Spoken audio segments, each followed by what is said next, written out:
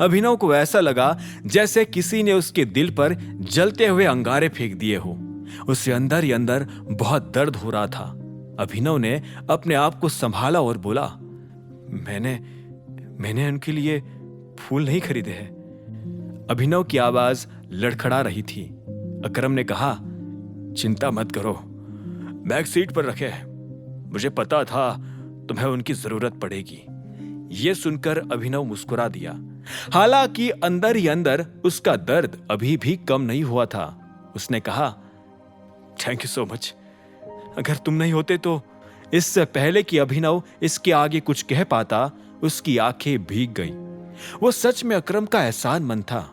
अगर अकरम नहीं बताता तो उसे भी कभी पता नहीं चलता कि आज उसकी मां की बरसी थी। अभिनव ने अपनी कोरों पर आए हुए आंसुओं को साफ किया और अकरम से पूछा, उन्हें किसने मारा था? यह सवाल सुनते ही अकरम ने गाड़ी को मोड़ा और बोला, उनकी डेथ नेचुरल थी, ऐसा सबको लगता था, सिवाय तुम्हारे पापा के।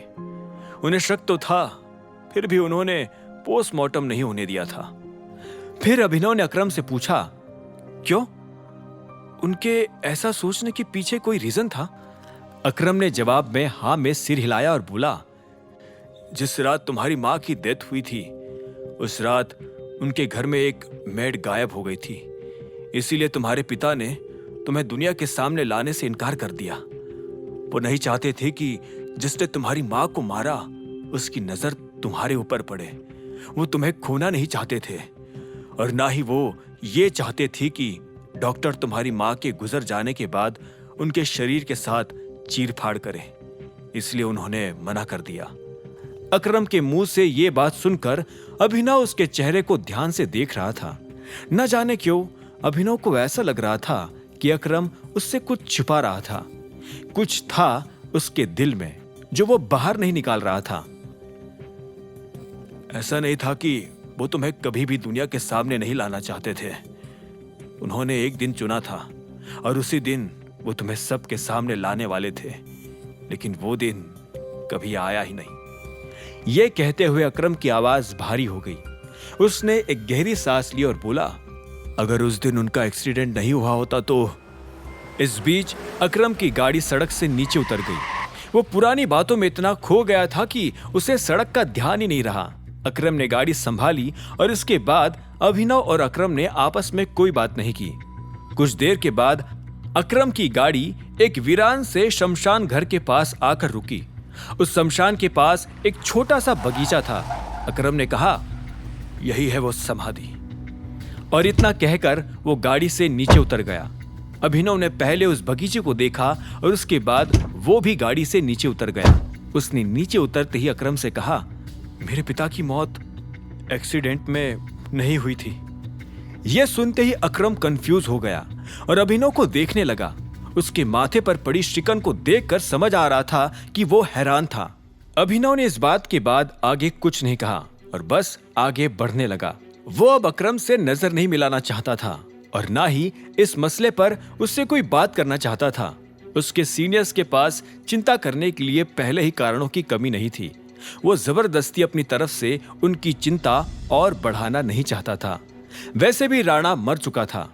ऐसे में उसका काम सिर्फ जासूस का पता लगाकर उसके पिता के बचे साथियों की जिंदगी आसान करने का था।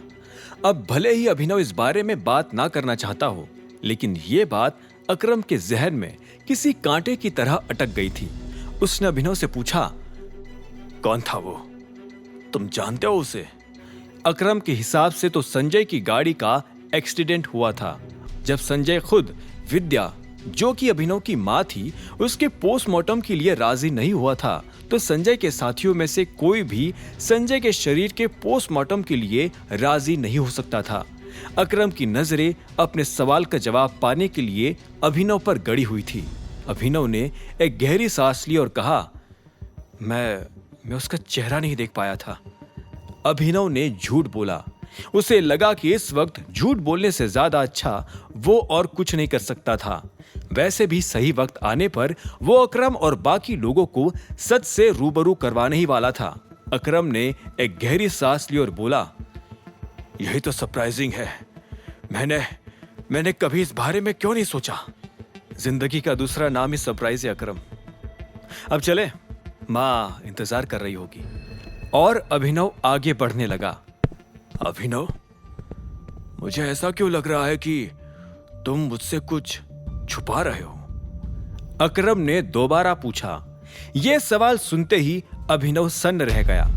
आगे की कहानी जानने के लिए देखें अगला एपिसोड सिर्फ पॉकेट एफएम के यूट्यूब चैनल पर, और द रिटर्न ऑफ टाइगर के सारे एपिसोड्स को सुनने के लिए डिस्क्रिप्शन में दी लिंक से डाउनलोड करें पॉकेट एफएम ऐप।